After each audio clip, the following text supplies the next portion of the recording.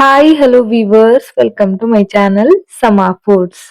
ಚಪಾತಿ ಉಳಿತು ಅಂತ ಹೇಳಿ ಅದೇ ಬೋರಿಂಗ್ ಚಪಾತಿನ ಸುಮ್ನೆ ತಿನ್ನೋ ಬದಲು ಈ ತರ ಒಂದ್ಸಲ ಮಾಡಿ ನೋಡಿ, ಸಿಕ್ಕಾಪಟ್ಟೆ ಇಷ್ಟಪಡ್ತೀರಾ. ಪರ್ಫೆಕ್ಟ್ ಆಗಿ ಬರುತ್ತೆ.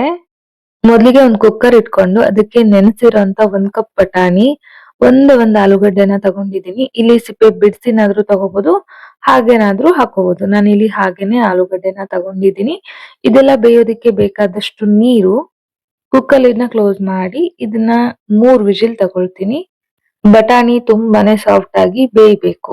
ಇವಾಗ ನೋಡಿ 3 ವಿಜಿಲ್ ಆಗಿದೆ. ಕುಕ್ಕರ್ ನ ಓಪನ್ ಮಾಡಿದೀನಿ. ಆಲೂಗಡ್ಡೆ ಮೇಲಿರುವಂತ ಸಿಪ್ಪೆನ ತೆಗೆದು ಬಿಡ್ತೀನಿ. ಮುಂಚೆನೆ ನಾವು ಆಲೂಗಡ್ಡೆನ ಪೀಲ್ ಮಾಡಿ ಸೇರ್ಸಿದ್ರೆ ಆಮೇಲೆ ಈ ತರ ತೆಗಿಯೋ ಅವಶ್ಯಕತೆ ಇರಲ್ಲ. ಇದಾದ ನಂತರ ಒಂದ್ 2-3 ಚಮಚ ಆಗುವಷ್ಟು ಬಟಾಣಿನ ತೆಗೆದಿಟ್ಕೊಂಡು ಅದ್ರಲ್ಲಿರುವಂತ ಎಕ್ಸ್ಟ್ರಾ ನೀರನ್ನ ರುಬ್ಬೋದಿಕ್ಕೆ ಬೇಕಾಗತ್ತೆ. ಸೊ ಅದನ್ನು ಕೂಡ ತೆಗೆದಿಟ್ಕೊಂಡು ಇದೆಲ್ಲಾನು ಮ್ಯಾಶ್ ಮಾಡ್ಕೊಳ್ಬೇಕು. ತುಂಬಾ ಏನ್ ಮ್ಯಾಶ್ ಮಾಡೋದ್ ಬೇಡ, ಸ್ವಲ್ಪ ಬಾಯಿಗೆ ಸಿಗೋ ತರಾನೇ ಮ್ಯಾಶ್ ಮಾಡಿ ಸೈಡ್ ಅಲ್ಲಿ ಎತ್ತಿಟ್ಕೊಳ್ಳಿ. ನಂತರ ಒಂದ್ ಕಡಾಯಿಗೆ 2 ಚಮಚ ಎಣ್ಣೆನ ಸೇರ್ಸಿದೀನಿ. ಎಣ್ಣೆ ಬಿಸಿ ಆದ ನಂತರ ಅರ್ಧ ಇಂಚಷ್ಟು ಚಕ್ಕೆ, ಒಂದ್ ಲವಂಗ, ಚೂರೇ ಚೂರು ಕಲ್ ಹೂವು, ಇದು ಜಾಸ್ತಿ ಆಗ್ಬಾರ್ದು. ನಂತರ 1/4 ಚಮಚ ಕಾಳ್ಮೆಣಸು, 1/4 ಚಮಚ ಸೋಂಪು, ಅರ್ಧ ಚಮಚ ಜೀರಿಗೆ, 1 ಇಂಚಷ್ಟು ಹಸಿ ಶುಂಠಿ, ಜೊತೆಗೆ 1 ಗೆಡ್ಡೆ ಬೆಳ್ಳುಳ್ಳಿ. ಇದೆಲ್ಲಾನು ಎಣ್ಣೆಲಿ ಕಡಿಮೆ ಉರಿನಲ್ಲಿ ಚೆನ್ನಾಗಿ ಸ್ವಲ್ಪ ಬಾಡಿಸ್ಕೋಬೇಕು. ಇದ್ರ ಜೊತೆಗೇನೆ ಅರ್ಧ ಚಮಚ ಆಗುವಷ್ಟು ಕಸೂರಿ ಮೆಥಿನ ಕೂಡ ಸೇರ್ಸಿದೀನಿ. ಈಗ ಇದಕ್ಕೇನೆ 1 ಈರುಳ್ಳಿ, 1 ಟೊಮ್ಯಾಟೋನ ಸಣ್ಣ ಕಟ್ ಮಾಡಿ ಸೇರಿಸಿ ಇದನ್ನು ಕೂಡ ಫ್ರೈ ಮಾಡ್ಕೊಳ್ಬೇಕು. ನಾನಿಲ್ಲಿ ತೋರಿಸಿರುವಂತ ಮಸಾಲೆ 1 ಆಲೂಗಡ್ಡೆ ಮತ್ತೆ 1 ಕಪ್ ಆಗುವಷ್ಟು ಬಟಾಣಿಗೆ ಮಸಾಲೆ ಸರಿ ಹೋಗುತ್ತೆ. ಹಸಿರು ಮೆಣಸಿನಕಾಯಿನ 3 ಹಾಕಿದೀನಿ. ಇದನ್ನ ಕೊನೆಯಲ್ಲಿ ಹಾಕೋದ್ರಿಂದ ಆ ಗ್ರೀನ್ ಕಲರ್ ಹಾಗೆ ಉಳ್ಕೊಳ್ಳುತ್ತೆ ಮಸಾಲೆನಲ್ಲಿ. ಈಗ ಇದನ್ನ ಸ್ವಲ್ಪ ಬಾಡಿಸ್ಕೊಂಡು ಮಿಕ್ಸಿ ಜಾರ್ಗೆ ತೆಗಿತಾ ಇದ್ದೀನಿ. ಇದೊಂದ್ ಚೂರ್ ತಣ್ಣಗಾದ ನಂತರ ಧಾರಾಳವಾಗಿ ಕೊತ್ತಂಬರಿ ಸೊಪ್ಪು, 1 ಹಿಡಿ ಆಗುವಷ್ಟು ಕೊತ್ತಂಬರಿ ಸೊಪ್ಪು ತಗೊಂಡಿದೀನಿ. ಜೊತೆಗೆ ಅರ್ಧ ಹಿಡಿ ಆಗುವಷ್ಟು ಪುದೀನ ಸೊಪ್ಪು. ಬೇಯಿಸಿರುವಂತ ಕಾಳನ್ನ ಅರ್ಧ ಹಾಗೆ ಇಟ್ಕೊಂಡು ಅರ್ಧ ರುಬ್ಬೋದಕ್ಕೆ ಹಾಕಿದೀನಿ. ಜೊತೆಗೆ ಕಾಳನ್ನ ಬೇಯಿಸಿರೋ ನೀರಲ್ಲೇನೆ ಇದನ್ನ ಗ್ರೈಂಡ್ ಮಾಡ್ಕೊಂತೀನಿ.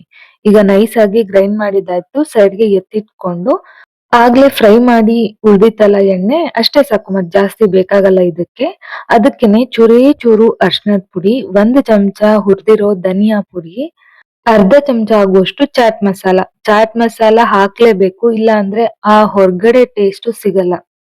ಈಗ ಇದನ್ನ ಲೈಟ್ ಆಗಿ ಕಡಿಮೆ ಉರಿನಲ್ಲಿ ಫ್ರೈ ಮಾಡ್ಕೊಂಡು, ತುಂಬಾ ಸೀದ್ಸಕ್ಕೆಲ್ಲ ಹೋಗ್ಬೇಡಿ. ಜಸ್ಟ್ ಅದು ಫ್ರೈ ಆಗಿದ ತಕ್ಷಣನೇ ಮಸಾಲೆನ ರೆಡಿ ಮಾಡಿ ಇಟ್ಕೊಂಡಿರ್ತೀವಲ್ಲ ಅದನ್ನ ಸೇರಿಸ್ಬೇಕು. ನಿಮ್ಗೆ ಗಟ್ಟಿ ಆಗ್ಬೇಕಾ ತೆಳುವಾಗ್ಬೇಕು ಅಂತ ನೋಡ್ಕೊಂಡು ನೀರನ್ನ ಕೂಡ ಹಾಕೊಳ್ಳಿ. ರುಚಿಗೆ ತಕ್ಕಷ್ಟು ಉಪ್ಪನ್ನ ಸೇರಿಸಿ ಚೆನ್ನಾಗಿ ಮಿಕ್ಸ್ ಮಾಡ್ಕೊಂಡು ಇದನ್ನ ಕುದಿಸ್ಕೊಳ್ಬೇಕು. ಫ್ರೆಂಡ್ಸ್, ನೀವೇನಾದ್ರೂ ನಮ್ ಚಾನಲ್ನ ಫಸ್ಟ್ ಟೈಮ್ ವಿಸಿಟ್ ಮಾಡ್ತಾ ಇದ್ರೆ ಪ್ಲೀಸ್ ನಮ್ ಚಾನಲ್ನ ಸಬ್ಸ್ಕ್ರೈಬ್ ಮಾಡ್ಕೊಳ್ಳಿ, ಸಪೋರ್ಟ್ ಮಾಡಿ. ಹಾಗೆ ವಿಡಿಯೋ ಇಷ್ಟ ಆದ್ರೆ ಒಂದ್ ಲೈಕ್ ಸಹ ಮಾಡಿ.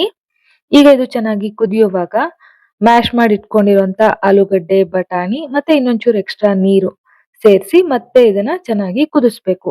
ಇದನ್ನ ಎಷ್ಟು ಕುದಿಸ್ತೀವೋ ಅಷ್ಟು ರುಚಿಯಾಗಿರತ್ತೆ.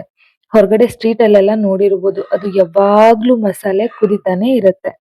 ಈ ತರ ಚೆನ್ನಾಗಿ 3-4 ನಿಮಿಷ ಕುದಿಸಿದಾಗ ಒಳ್ಳೆ ಟೇಸ್ಟ್ ಬರುತ್ತೆ. ನಿಮ್ಗೇನಾದ್ರೂ ಮಸಾಲೆ ತುಂಬಾ ತೆಳುವಾಗ್ಬೇಕು ಅಂದ್ರೆ ನೀರನ್ನ ಮುಂಚೆನೆ ಜಾಸ್ತಿ ಹಾಕೊಳ್ಳಿ, ಇಲ್ಲಾಂದ್ರೆ ಅದು ಆ ನಂತರ ಗಟ್ಟಿ ಆಗ್ಬಿಡತ್ತೆ. ಈಗ ಈ ಮಸಾಲೆ ರೆಡಿ ಆಗಿದೆ. ಇದನ್ನ ಸೈಡ್ಗೆ ಎತ್ತಿಟ್ಕೊಂಡು ಉಳ್ದಿರೋಂತ ಚಪಾತಿನ ತಗೊಂಡಿದೀನಿ. ಒಂದೊಂದ್ಸಲ ರಾತ್ರಿ ಊಟಕ್ಕೋ ಅಥವಾ ಮಧ್ಯಾಹ್ನದ ಊಟಕ್ಕೋ ಜಾಸ್ತಿ ಚಪಾತಿ ಮಾಡ್ಬಿಡ್ತೀವಿ. ತಿಂಡಿಗೂ ಕೂಡ ಕೆಲವರು ಚಪಾತಿನ ಮಾಡ್ತಾರೆ. ಅವಾಗ ಅದು ಉಳ್ದಾಗ ಅದನ್ನ ಮತ್ತೆ ತಣ್ಣಗಾದ ನಂತರ ತಿನ್ನಕ್ ಮನ್ಸಾಗಲ್ಲ. ಸೊ ಆತರ ತುಂಬಾ ಚಪಾತಿ ಉಳ್ದಾಗ ಈ ತರ ಮಾಡಿ ನೋಡಿ. ಈ ಉಳ್ದಿರೋಂತ ಚಪಾತಿನ ಕಬ್ಣ ತವನ ಚೆನ್ನಾಗಿ ಬಿಸಿ ಮಾಡ್ಕೊಂಡು 2 ಸೈಡ್ ಅಲ್ಲಿ ಬೇಯಿಸ್ಕೊಂಡು ಇದನ್ನ ಗರಿ ಗರಿ ಮಾಡ್ಕೊಳ್ಬೇಕು. ನಿಮ್ಗೆ ಈ ತರ ಮಾಡ್ಕೊಳಕ್ ಇಷ್ಟ ಆಗಲ್ಲ ಅನ್ನೋದಾದ್ರೆ ಎಣ್ಣೆಲೂ ಕೂಡ ಫ್ರೈ ಮಾಡ್ಕೊಳ್ಬಹುದು. ಎಣ್ಣೆಲಿ ಬೇಗ ಆಗತ್ತೆ.